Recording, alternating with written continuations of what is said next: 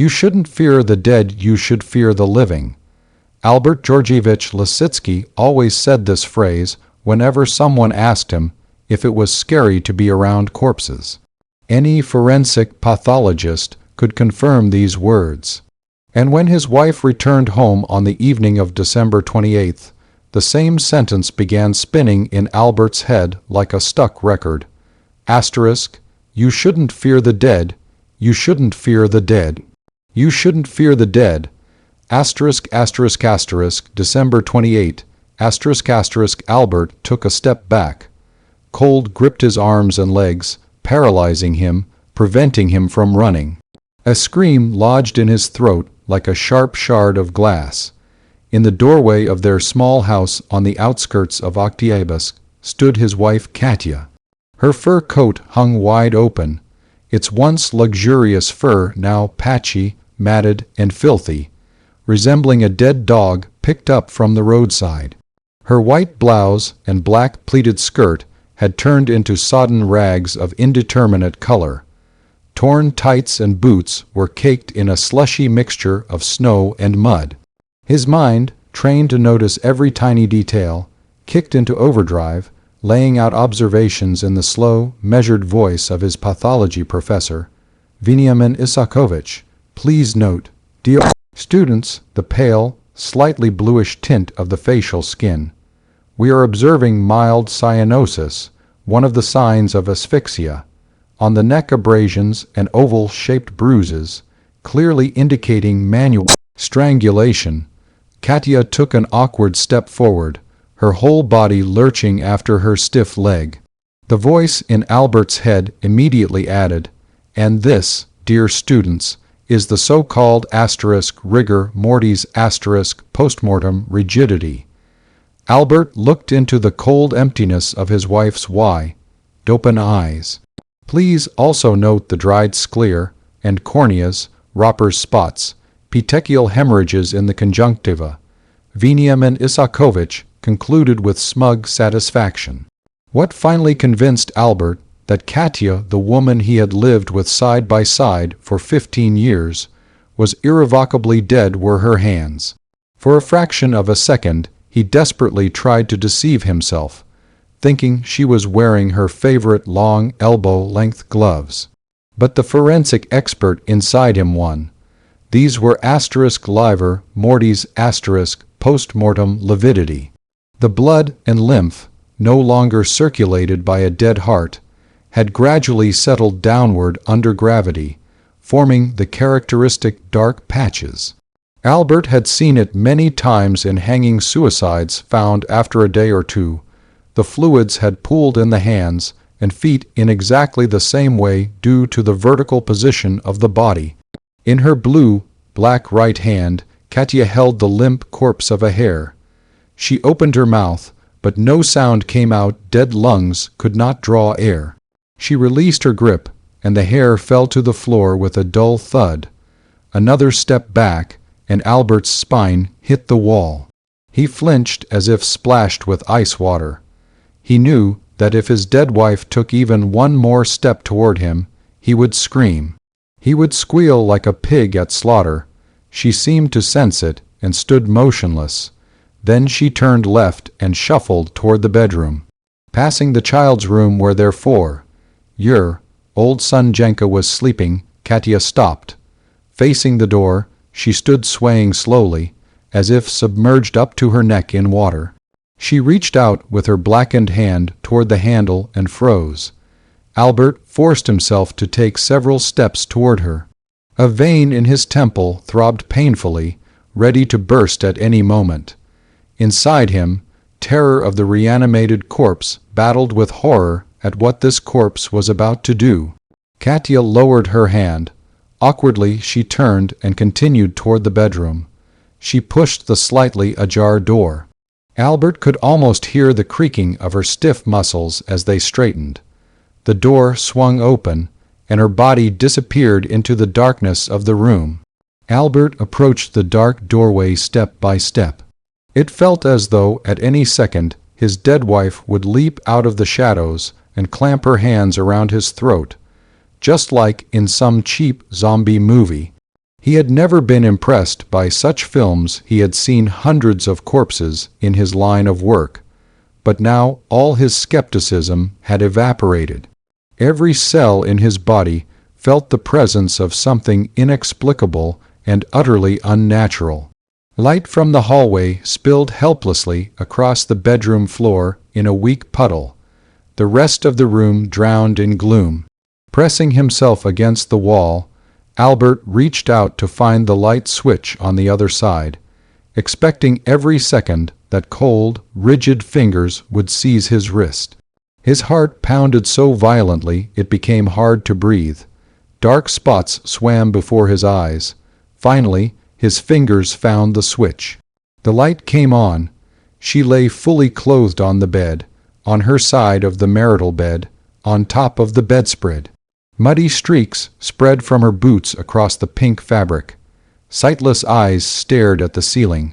Swollen, blood-filled hands lay one atop the other on her solar plexus. Her chest, covered by the filthy blouse, did not rise or fall. Albert approached the body. His heart hammered furiously, and it seemed that at any moment tachycardia would turn into ventricular fibrillation, and he would collapse right there beside his wife. The events were so unreal that any attempt to think about them for even a second drowned beneath the overwhelming wave of disbelief. How great are the chances that a scientist suddenly realizes the laws of physics do not exist?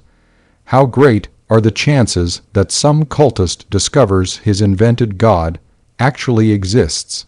0.0. So why was he a man who saw every single day that death is forever, absolute, suddenly confronted with the opposite? Standing beside the bed, he took slow, deep breaths, held them, and exhaled gradually. His heart slowly calmed. Feeling that he was not going to die here and now, he finally realized what he had failed to grasp during this brief hellish masquerade. He dropped to his knees beside the bed, seized the cold, dead hand, buried his face in the sheet, and burst into sobs. A few seconds later, he felt a faint squeeze and jerked back, yanking his hand free from the cold fingers as if from a basket of snakes. The blackened fingers clenched and unclenched, as though their owner had decided to stretch her hands a little. Albert crawled backward on all fours to the door, stood up, opened his mouth, feeling how reluctantly his parched lips parted, ran his tongue over them, tried to call her name but coughed instead, tried again, Katya. The body did not move. Katya, the fingers twitched. Darling, what happened to you? The hand shifted slightly to the side. He tried to imagine he was in the autopsy room of his native Bureau of Forensic Medical Examination. He pictured the scene in his mind. Here he was a successful forensic pathologist whose opinion had been decisive for many over the years. A little heavier at 48, with thick but almost completely gray hair, Katya, 8 years younger, always said it only added to his gravitas. Square glasses on his nose, he wore them only at work. Gown, gloves, everything ready for the autopsy.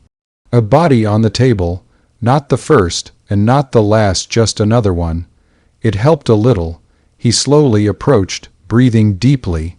The body lay motionless, exactly as a corpse should.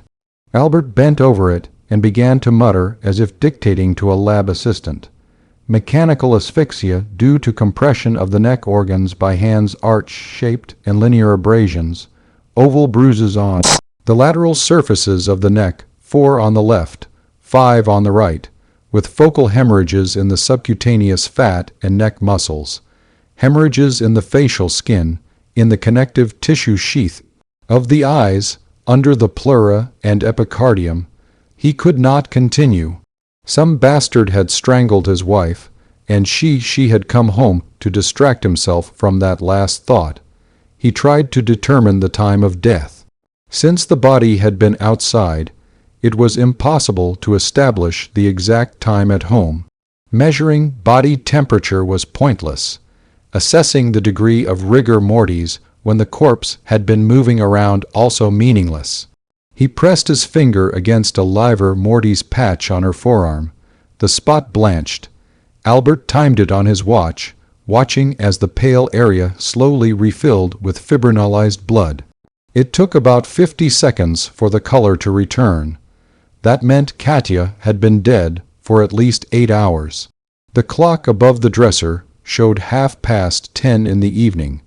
She had left the house around 11 in the morning to visit her friend Oksana for tea.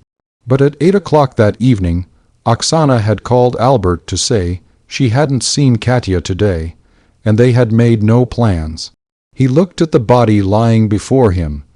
The copper-red hair Katya had never liked to tie up was now matted black with dirt and water. An invisible sculptor had sharpened her already delicate, slightly upturned nose, and crudely accentuated her cheekbones, shaving away the soft roundness of Katya's cheeks. Death had injected her with Botox, erasing her wrinkles. "Where did you go?" Albert whispered. The body jerked as if a weak electric current had passed through it, then froze again. Albert recoiled.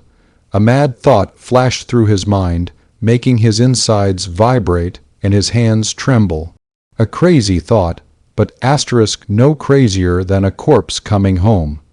K. He fell silent. A spasm gripped his throat. The head turned slightly toward him.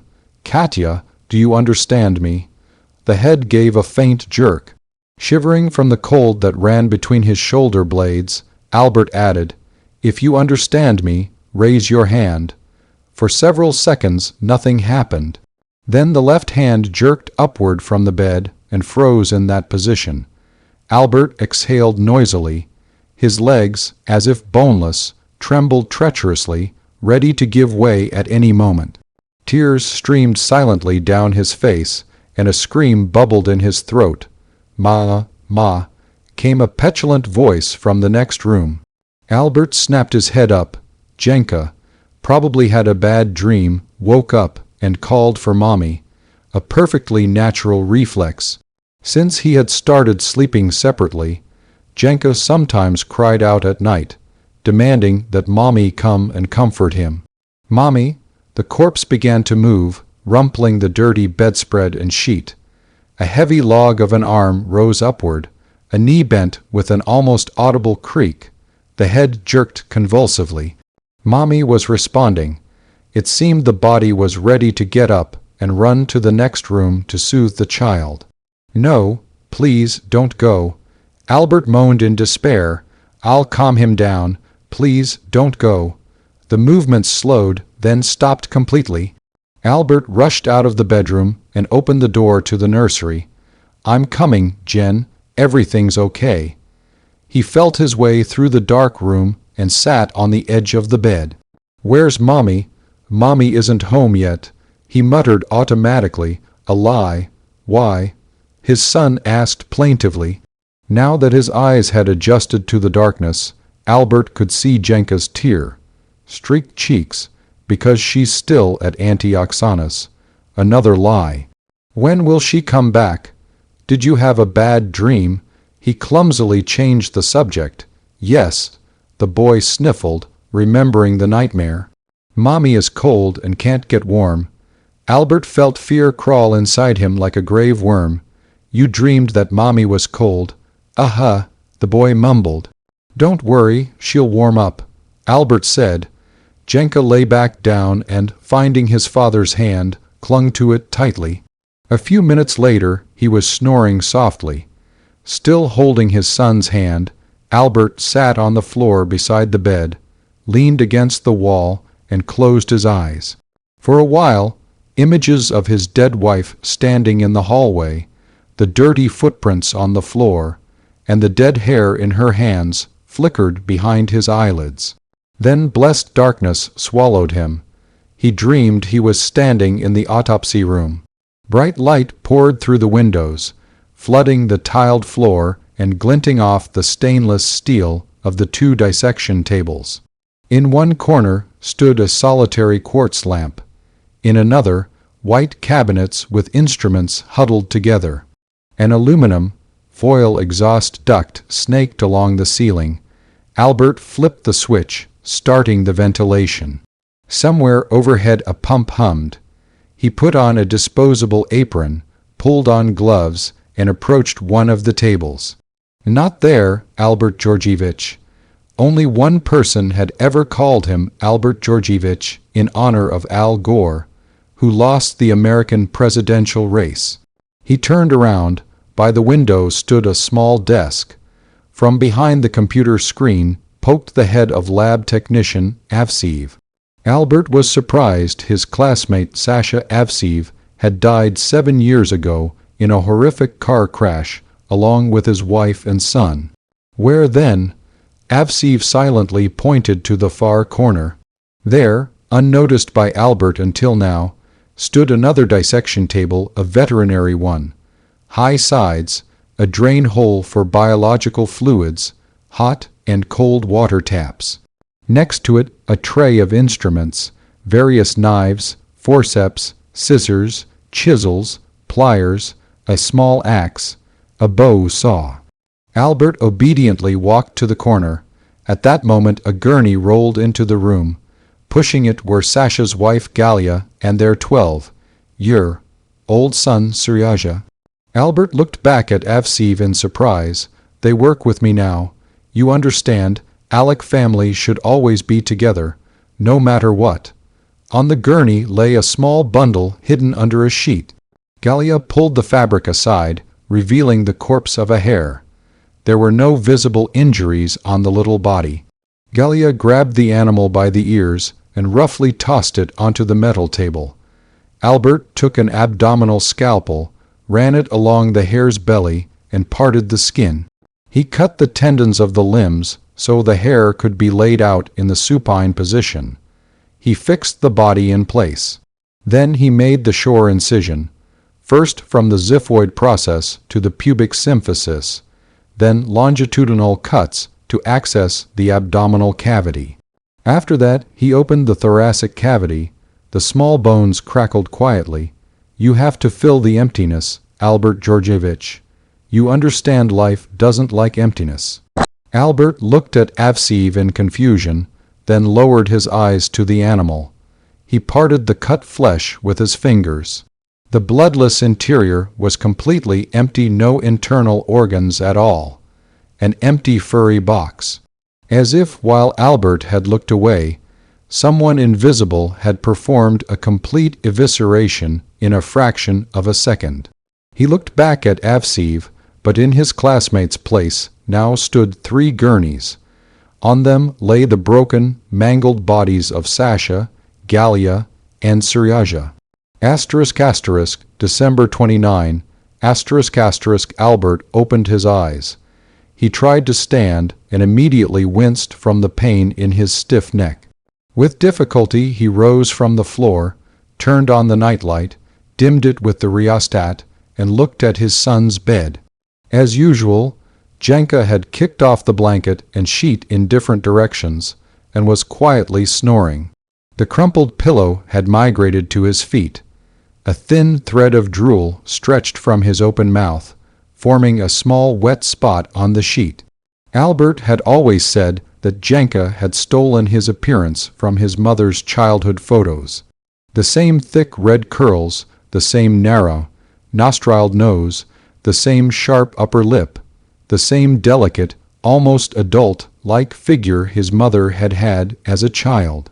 When Katya's mother, who lived by Lake Baikal and had not seen her grandson for a year, first saw one, and, a half-year, old Jenka, she burst into tears, sobbing that it was as if she had gone back 30 years and was once again holding her little daughter in her arms. Albert was glad his son took after his mother and hoped Jenka would be spared his father's modest 5'6" height and tendency to gain weight. The boy moaned, rolled over, and fell silent. It suddenly seemed to Albert that he was standing on the border between 2 completely different worlds. Turn one way, and you see a fragrant valley of family warmth and comfort. Turn the other, and before you lies a cold, dead wasteland of shattered hopes. You cannot escape into the living world and leave the desolation behind, because these two worlds are inseparable. Two different worlds of his family, wife and son. Albert clenched his teeth. He would gather these two worlds back together, no matter the cost. He had been given a second chance, and he must not waste it. He must not. The dream had shown him the right direction. Family should always be together. He repeated the words of his dead friend Sasha and tiptoed out of the nursery. The bedroom was empty. For a second, Albert thought it had all been a dream. Sometimes it happened. He would wake up in the morning convinced he had done or experienced something terrible, believing it until he realized it was only a nightmare. Maybe now, too, it had all been an illusion, but the muddy streaks on the rumpled bedspread left no room for doubt. Katya was dead and had gone off on some errand of her own in the world of the dead. He began frantically searching the house. Katya was not in the bathroom, not in the kitchen, not in the living room. He was ready to rush out after her into the street, but then he came to his senses. He could not leave Jenka home alone. First he had to take the child to kindergarten, then search for his wife. The clock showed 7:30. Albert went downstairs and locked the front door, which had remained open since the previous evening. Then he went to wake his son. The morning felt like a surreal dream. Albert constantly felt that the thin veil of everyday routine was about to tear, and he would find himself in one of the circles of Dante's hell. He managed to feed and dress the capricious Jenka for kindergarten, instinctively keeping the boy within the boundaries beyond which tears and, God forbid, a tantrum would begin. Albert was terrified of his son's tears. He knew they would paralyze him, rob him of the will to act. Leaving the house, he hoisted Jenka onto his shoulders and hurried toward the kindergarten, carefully avoiding the frozen puddles from the night before. The thought that around any corner his dead wife might appear drove him mad. The boy would recognize her, call out to her, she would come closer, and the bright, colorful world of his childhood would instantly turn into gray ash. They did not encounter Katya. Albert safely handed Jenka over to the teachers, trying to disappear from his son's field of vision as quickly as possible. Standing on the path that ran along their fence, Albert tried to find traces of his wife, but yesterday's snow and sand slush had frozen into icy ruts that looked like a sea frozen in the midst of a storm. Where could she have gone? To the right toward the school and the highway, or to the left toward the suburban railway platform? What drove the dead body? What thoughts? What desires? Was she returning to the place of her death? Or had she gone in search of living flesh to sate some insatiable hunger? From the garages on the right came a frantic dog's barking. Albert immediately ran toward the sound.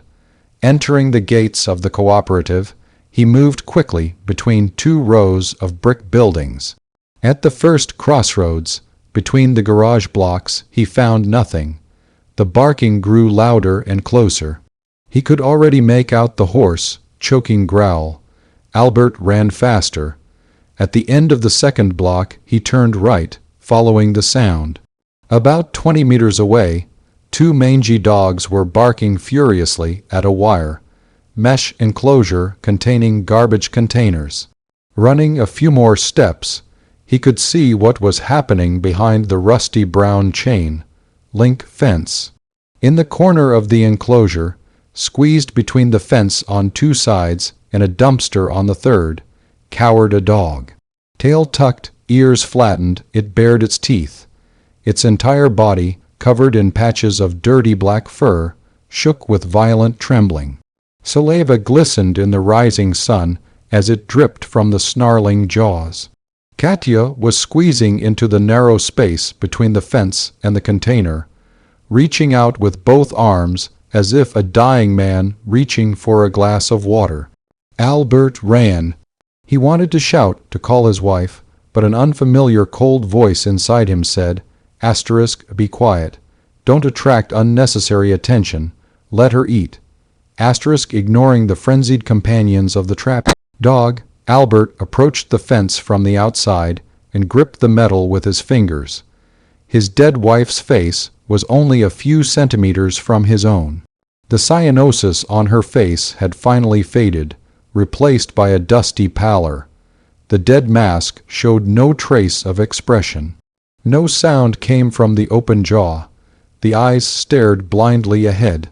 Due to the vertical position, the thickening blood had flowed back down into her arms and legs, once again clothing her hands in crimson gloves. Rigor mortis had intensified, turning Katya into a mannequin. The dog pressed itself against the fence. Its angry growl turned into a pitiful whine. Katya seized the animal, squeezing her stiffened fingers with visible effort, and pulled it toward her.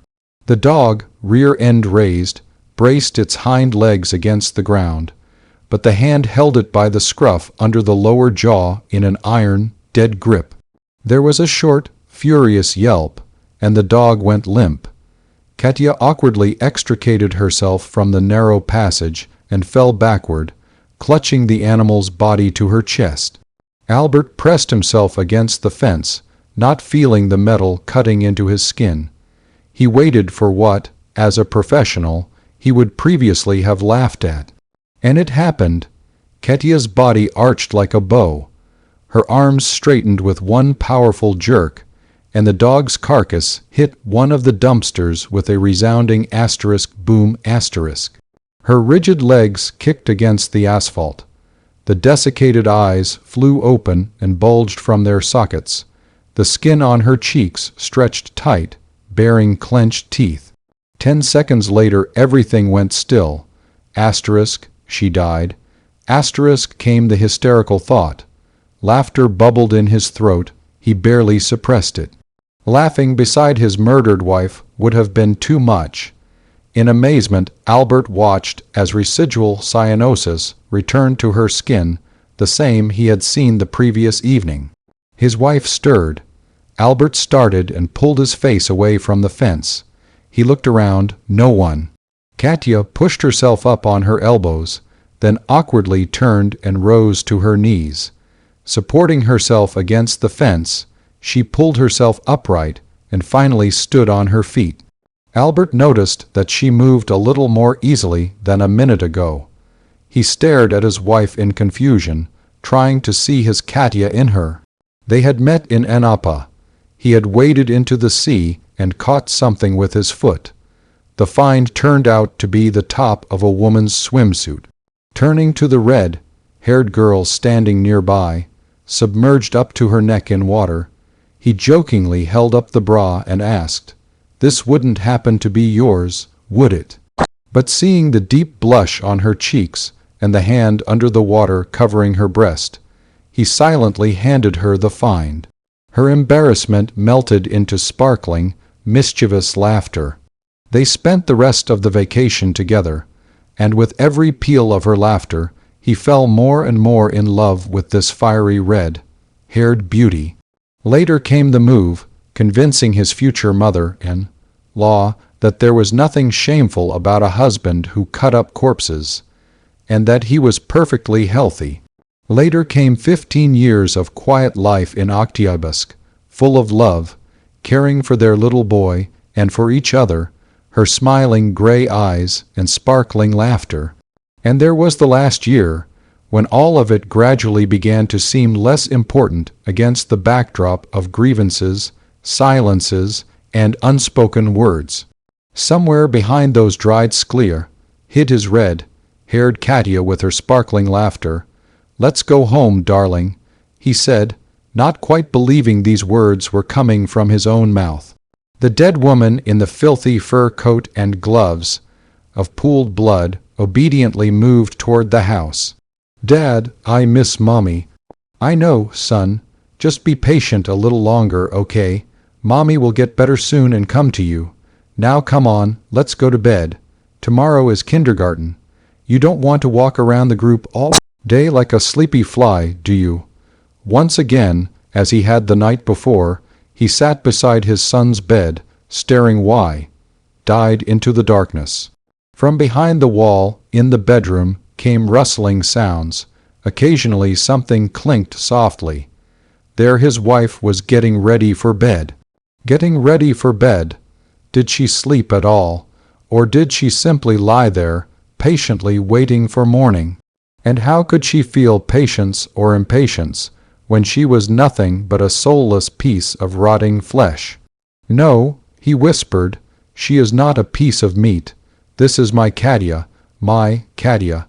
His son stirred in his sleep, and Albert fell silent. Lately, things had not been going well between him and Katya. As a forensic pathologist, he earned decent money, but it stopped being enough after Jenka was born. Katya constantly complained that she had to skimp on everything for the child, while she wanted to feel like a woman. Albert began taking on extra work, preparing bodies for burial, washing, dressing, applying makeup. He spent days and nights at the bureau, coming home barely able to drag his feet, which sparked new scandals this time about him dumping all the household chores on his fragile wife's shoulders. Albert, restraining himself from snapping back, kept silent. When Jenka started kindergarten, things became a little easier, but the chill in their relationship remained. Albert had taken the remaining vacation for the last 2 weeks of December, but Katya had greeted the news coolly. You'll use up your days off now, and next month you won't get anything. Albert didn't know what to say. And in the evenings Katya cried again. She had been crying often lately. Now she lay in the next room and could no longer cry. But he had seen how the lividity returned to her face, lividity that should not have been present more than a day after death. She had drained the life force from the dog, and Albert shivered as if in a fever, rewound her own time. She had come back closer to the fatal line she had crossed when some bastard strangled her. Was it possible to cross the Rubicon backward? Was it possible to reach one's own death from the other side in order to come back to life, return to one's family? Albert felt his heart pounding wildly. In this world of a single chance, he had been given a second one. Some unknown force god, the devil, the universe had decided he was worthy. They had returned his wife to him, and his son, his mother. All he had to do was help her return to the point of no return and cross it. He had to fill the emptiness, as Avseev had said. All he had to do was kill. The rustling behind the wall instantly stopped. Yes, everything in the world came down to one thing: someone always has to pay. In Albert's head, he heard his Katya's voice, not the one who now lay on their marital bed, nor the one who had grown disappointed in him, but the Katya he had met long ago in Anapa. Bury me, take me to the forest, dig a grave and bury me. In the end, I will find peace. Albert did not think long. They had given him a second chance, and he simply had no right to refuse, no right to deprive his son of his mother. He would catch and bring her every stray dog in the neighborhood, but he would bring Katya back to the world of the living. He was ready to pay that price, and then he would leave forensic medicine and go into business with his friend Vitalik selling medical equipment. He would start earning decent money, and that would solve all their problems. And their dying relationship, they could bring it back to life if they managed to bring dead flesh back to life. Albert whispered almost inaudibly the words from his dream: family should be together. Having made his decision, he thought he would finally be able to sleep, but sleep did not come that night. Albert sat listening to his son, snoring and turning in his sleep, and to the silence behind the wall where his cold wife lay. December 30 After taking Jenka to kindergarten, Albert returned home. Katya stood like a stone statue in the doorway of Jenka's room, staring at the corner with her son's toys. In 2 days without a woman's touch, the room had turned into a proper dump. "Good morning, darling," Albert said. Katya turned. The skin on her face had turned gray again, which meant autolysis was once more gaining the upper hand, taking back the time Katya had won yesterday. Which meant there was no time to waste. "Come on, darling, we need to take a walk, before it gets light outside." He took her by the wrist, but immediately pulled his hand away. He did not want to remember her skin like this. Lifting his gaze, he froze. Tears stood in his dead wife's eyes. One swollen drop rolled down her gray cheek. A moment later, a second. The pragmatist's brain insisted that these were merely post-mortem chemical processes. He had seen fluids leaking from corpses' eyes, pores, and urinary systems many times. But Avsev's voice inside him asked, "What do you believe now, looking at your Katya?" He had no answer. They went out into the yard. Albert pushed away the thought that even if everything worked out and Katya came back, it would not be forever, only for a brief moment, and death would take her again. That Katya's life would demand new sacrifices. Reaching for the gate latch, he shook his head. To hell with it. He was ready for that. If necessary, he would sentence every dog in the neighborhood. Or Albert stopped. Would it eventually come to human sacrifices as well? He turned around. Behind him stood his Katya, waiting for her husband to save her, hoping in him. Albert stubbornly pressed his lips together and stepped out onto the street. Before dawn, Albert managed to catch 2 dogs, a trusting shaggy mutt, and a large dirty dog with a broken hind leg. Katya, awkwardly shuffling and spreading her arms wide, had no success. She looked like a confused child entrusted with an overly complicated adult task. Albert watched as Katya drained the life from the poor mutt, feeling a mixture of disgust and satisfaction. She pressed the filthy stray dog to her chest, and she herself looked like a homeless person. Snowflakes fell on her face but did not melt on the dead flesh. A light breeze swept them away. The cyanosis on her face grew brighter again, and Albert smiled. It was just an illness. Cancer, perhaps. And Albert had the cure. All that was needed was aggressive therapy. Simply cure the patient. Albert and Janko walked along the road, carefully avoiding the icy bumps bulging on the asphalt. The boy, with his carelessly tied scarf and crookedly pull-down hat, did not look as neat as when Mommy used to dress him. Never mind, Albert thought absently. She'll come back and take everything into her own hands again. He wondered how he would feel toward his wife if, when she recovered, would he feel revulsion, constantly remembering the livor mortis and dead eyes, or would he perceive it as a long, past, albeit terrifying, illness? He could detach himself from the memories, just as he did every day when he left work. Take off the protective clothing, take a shower, and a different life began among the living. Albert squeezed Jenka's hand tighter. The boy looked up and thoughtfully gazed at his father. Something in his son's eyes had changed. 2 days without Mommy had never been a problem before. Katya sometimes went away to visit a friend for the weekend, leaving their son in Albert's care. But now it felt as though Jenka sensed that something terrible had happened to Mommy, as if there had been an umbilical cord between them through which their shared blood circulated. And now the child felt how the flow of life, giving fluid, had suddenly stopped, and the heart had stopped beating. Albert remembered his son's words, "A mommy is cold." On a subconscious level, Jenka knew his mother was dead. It was written in his extinguished gaze. He lacked Mommy's blood. Without her he seemed half dead himself. I'll fix this. Albert thought with dull certainty. I'll make everything right. Out of the corner of his eye he caught a bright spot. Turning his head, he noticed something colorful in the glowing narrow window of a low one-story house. A Christmas tree, he smiled. Jenka looked up at him. "Huh? I said I saw a decorated Christmas tree in the window."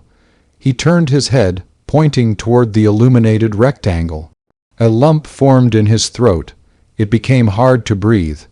Albert glanced at the front door and silently cursed himself. Of course he knew what building this was. He had been here hundreds of times.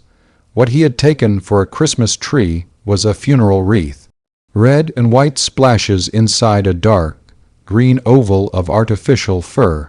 False life for real dead people. On the door hung a sign, white letters on a black background. Asterisk asterisk, Municipal Unitary Enterprise Ritual Services. Asterisk asterisk, asterisk asterisk asterisk. Jenka cried helplessly. Not childishly, without the sobs that would help release grief under strong pressure. In the sniffling of his stuffed nose there was only despair. Behind the wall, the springs of the parental bed creaked restlessly in response. And between the world of the dead and the world of the living sat the father of the family, who had made a desperate decision. After putting his son to bed, he undressed and led the obedient Katya into the bathroom. It was still too early to go looking for medicine, so he decided to prepare his wife for the crossing of the cursed river back home. The water temperature jumped because of the faulty heater, but Katya seemed completely indifferent to the contrast shower. Barely holding back tears, he looked at the asterisk livors mortis asterisk that had spread like black mold over Katya's arms and legs, at the bluish patches that disfigured features so familiar to him. He balanced on the edge of madness, unable to accept this situation, stuck halfway. Death was easier to accept. Death was merely the absence of life. But in Katya there was no life, yet it could not be called death either. And because of this, it seemed to Albert that just a little more and an invisible thread stretched in different directions inside his head would snap. Snap, depriving him of the ability to feel, to doubt, to grieve, and Albert almost wished for it. He took a washcloth and began to soap Katya. The pale, pliant body with lowered arms did not move. Lifeless hair clung to her shoulders in wet clumps. Water flowed into her open eyes, filling them like tears, but she did not blink. She simply stared into emptiness, or perhaps into the depths of hell, which refused to release her soul back. For a second it seemed to him that he was washing a thawed piece of meat before cutting it into steaks. Nausea rose. The invisible thread stretched a little tighter. "You're just sick, just sick." Katya, as if hearing him, turned her head toward him. The corners of her lips tried to rise, but the flesh bound by rigor mortis could not form a smile. Instead, the upper lip turned inside out grotesquely, like a stocking, exposing white teeth, the only thing death had not touched. Albert looked away. "You're sick," he whispered. Suddenly the doorbell rang. Albert flinched. The soapy sponge fell to the bottom of the bathtub. "Stay here. Don't you dare come out," he said, and just in case asked, "Understand?" Her chin dropped to her chest. She understood. On the porch stood Vitalik, a sturdy man with a powerful chest and a bull neck. He looked nothing like an entrepreneur dealing in medical equipment, more like a personal fitness trainer whose medical knowledge ended at sports nutrition and supplements. But now Vitalik looked more like a grieving widower. His shoulders sagged, making his neck look defenseless. The sudden stoop and sagging face instantly added 10 years to his 38, making him the same age as Albert. "Hey, Alec, sorry for dropping by so late," he said, forcing a smile. "Didn't wake Jenka, did I?" "Hi, Vital. No, it's fine. You couldn't wake him with a cannon." "Listen, I haven't been able to reach you for 2 days. I was starting to worry. Everything okay?" Albert nodded. He tried to remember where and when he had last seen his mobile phone, but failed. After Katia returned home, he hadn't thought about it once. Yeah, everything's fine. Just a lot going on, and the phone, I don't even know where it is. The answer seemed to disconcert Vitalik. Oh, I just wanted to check, is everything still on for the 3rd? On January 3rd, Vitalik had suggested they all go ice skating and then hang out at his place. Katia had supported the idea, saying she hadn't been skating in 100 years. Just so I know, Vitalik continued, I'll need to arrange coverage at the office. You know how it is without me, everything grinds to a halt. Asterisk, you know how it is. Asterisk, in Albert's head appeared the image of Avseev from the dream. Asterisk, you understand life doesn't like emptiness. Asterisk, by the way. Vitalik's voice became a little more confident. He even seemed to cheer up slightly. I'm expanding quite seriously now, and I need people. Have you thought any more about leaving your Bureau of Corpses? Not Bureau of Corpses, Bureau of Forensic Medical Examination. Albert smiled. This conversation, which Vitalik raised from time to time under different pretexts, now felt like a lifeline connecting Albert to real life. Not yet. You love carving up your stiffs, Alec. You could keep your hands clean, make decent money, and not stink of formalin. I don't stink of it, don't worry. Albert remembered his thought from yesterday to quit forensic medicine once his wife came back, recovers, damn it, and take on calmer work. You know, Vitalt. A loud crash came from behind the door. What's that noise? Katia probably dropped something. Albert said without thinking. His heart was leaping out of his chest. Asterisk, I told her not to come out. Asterisk flashed hysterically through his mind. He assumed a casual expression and continued. You know, I'll probably think it over seriously. Ask Katia. Albert looked at Vitalik. It seemed his friend had shrunk by half. Horror was frozen on his bloodless, pale face. Vital, what's wrong? Vitalik didn't have time to answer. The door swung open, and Katia stepped out of the darkness of the hallway into the light. Albert, who had grown accustomed over these 2 days to his wife's new appearance, now saw her through Vitalik's eyes. Waxy skin stretched like a stocking over bones, bluish patches of cyanosis on her chin and cheekbones, clouded, glassy orbs of empty eyes, pale finger marks on her thin neck. The bathrobe could not impart any domestic warmth to the icy body. Swollen black fingers reached toward Vitalik's neck. Albert's friend let out a long, wheezing sound, as if hands were already strangling him.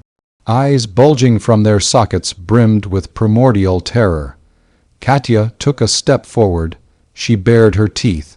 The dead flesh on her face folded into cold ridges, forming a mask of hatred. Nothing remained of the indifference with which she had killed the dog. Albert did not hesitate. He grabbed Vitalik by the sleeve of his blue puffer jacket. Wait just a second. He muttered for some reason. He felt a powerful arm shove him away. He fell hard on his backside, slamming his back against the wall. Vitalik recoiled from Katia, but the dead hands had already seized him. Even before Katia began her meal, Vitalik obediently dropped to his knees before her. It seemed the grip of the corpse had robbed him of strength and will. Katia pressed the submissive body to her chest. Vitalik instantly went limp. The lifeless body fell face down onto the tiled porch. Katia collapsed beside him, knocked down by an unknown force. She thrashed her arms and legs, writhing like an eel. To Albert it looked like those documentary films about exorcism. A demon named Death was reluctantly leaving Katia too. All of this happened in eerie silence. The bathrobe fell open, exposing her chest, stomach, pubic area. A few seconds later the convulsions stopped, and Katia went still. Albert, trying not to look at his dead friend, crouched beside Katya. He closed the bathrobe, lifted her head and laid it on his lap. He felt the warmth and softness of her skin. The rigor mortis was gone. The livor mortis had disappeared. If he closed his eyes, he could imagine she was alive, but the black and blue patches disfiguring her face, the consequence of asphyxia, the pale skin and absence of breathing, told him that the point of no return, though now tantalizingly close, had not yet been crossed. Katya shuddered, as a person does when dreaming of falling from a height. Her eyelids flew open. Dead eyes stared into emptiness. Thick branches of hemorrhages spread across the conjunctiva. Albert smiled.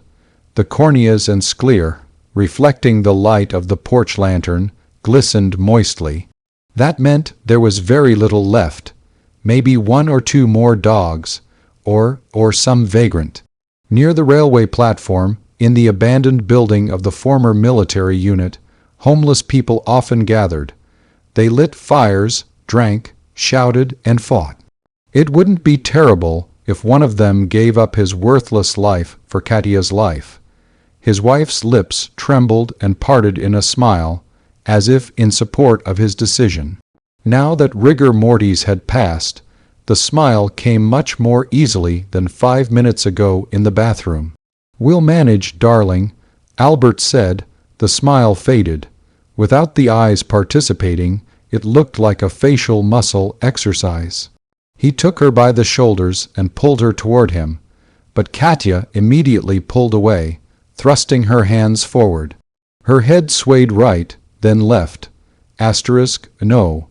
Albert nodded, remembering how Katya had pressed the dog and just now Vitalik to her chest. No. Her blue lips moved. Katya was trying to say something to him, but dead lungs could not draw in air and push it out through the larynx. "Say it again." Katya rose and turned to him. Now her face was directly opposite his. He paid no attention to the hideous blue patches on her face. Forgive me. Her dead lips silently formed. Albert laughed quietly, wiping away the sudden tears. In a halting, breathless whisper he said, "Darling, you're not guilty of anything, nothing at all, do you understand? We'll cure you, and then we'll find that bastard who killed you. We'll find him. Understand? You saw him, didn't you? You know who it was." Katya slowly nodded, then turned her head to the side. Her left hand rose. The index finger pointed at the corpse of his friend. Thick snow began to fall, as if winter had decided to add a more festive New Year's look. The dense thuja trees that Katya had tended with such love, and the tall fence, reliably hid the house in a cocoon of privacy. Albert dragged Vitalik's body into the garage and threw it roughly, almost angrily, onto the concrete. He went back to Katya. She still stood on the porch in her bathrobe, face tilted upward. Snowflakes fell on her cheeks and, touching the warm skin, melted. He led her into the house. "We need to find someone else. A dog, a cat, anything, and quickly. The Rubicon is very close, so close." He hurriedly and carelessly dressed her. "And tomorrow everything will be like before. Jenka will wake up and you'll be here. You can't imagine how much he's missed you, as if he feels it. We'll do it quickly, even if Jenka wakes up and gets scared, it's okay. We'll do everything quickly." He took Katya by the still, warm hand and led her toward the door. At that moment his son began to cry. Albert stopped, looking in confusion first toward the hallway, then at Katya. He almost expected his wife to make some decision, as she usually did when it came to the child. But Katya was silent. He had to decide. "Dad," came the frightened voice. "Dad." Jenka burst into sobs. Albert made up his mind. "Wait for me here. I'll calm him down right now, and we'll go. I'll be quick." Albert sat beside his son's bed, listening to his breathing. In the hallway there was silence. Katya was waiting for him. In his head spun the memory of how he had grabbed Vitalik by the arm, how he had held him back just long enough for Katya to reach her medicine. Asterisk, I am damned. Asterisk flashed through his mind. The thought was so prosaic and natural that there was no point in denying it. By grabbing his friend, he had crossed his own Rubicon, but unlike Katya, there was no way back for him. He understood one more thing about the nature of a curse. Once you are cursed, it no longer makes sense to stop. Family should be together, by any means necessary. His eyes were closing. The sleepless night and the murder of Vitalik had drained him completely. He needed to gather his strength for one last push. Albert closed his eyelids, forced them open with difficulty, then closed them again. A strange sound filled his ears, like the whisper of a night sea. A light, barely perceptible inflow and an equally weak outflow. Albert opened his eyes. He was lying on the floor in his son's room. The nightlight helplessly tried to dispel the nocturnal darkness, but the warriors of gloom had merely retreated to the corners and were waiting for the chance to reclaim their territory again. Albert sat up, wincing from the pain in his stiff limbs. He turned toward Jenka's bed. For several moments he could not comprehend what he was seeing, and when he did, he screamed like a hunter caught in his own trap. Beside the boy lay his mother. She pressed the lifeless little body to her chest and quietly wept. The thread had snapped. Asterisk asterisk December 31 asterisk asterisk on the TV screen. Gaudily dressed pop stars flashed silently, like Moulin Rouge dancers. The clock above the television showed that only 10 pitiful minutes remained until the new year. Just 10 minutes until wishes came true and the chance to start everything over.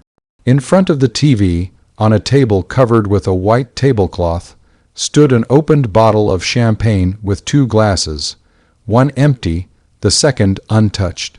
On opposite sides of the table sat Albert and Katya. She cried and talked incessantly. It seemed all the unspoken words and unshed tears had accumulated in her during the 3 days she had spent in the world of the dead. She spoke and spoke. About her affair with Vitalik and the fictitious meetings with friends. About how a week ago she had decided to end it. About how Vitalik had flown into a rage and strangled her. About how she had woken up and seen a dead hair on her chest. And finally, about how she could not restrain herself, could not stay away from her son who missed his mommy. He was silent, half, listening to his wife's sobs. He waited. Finishing another glass, he poured more. He did not look at Katya. He was far more interested in the almost stopped clock above the television and his dead son lying on 2 stools pushed together and covered with a blanket. The president began his New Year's address. All day Albert had waited for Jenka to rise. He prayed. He didn't know to whom he was praying. He didn't care.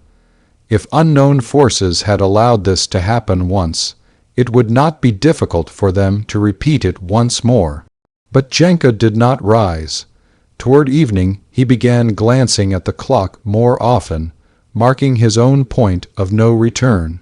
The coming of the new year was a good time to make a decision.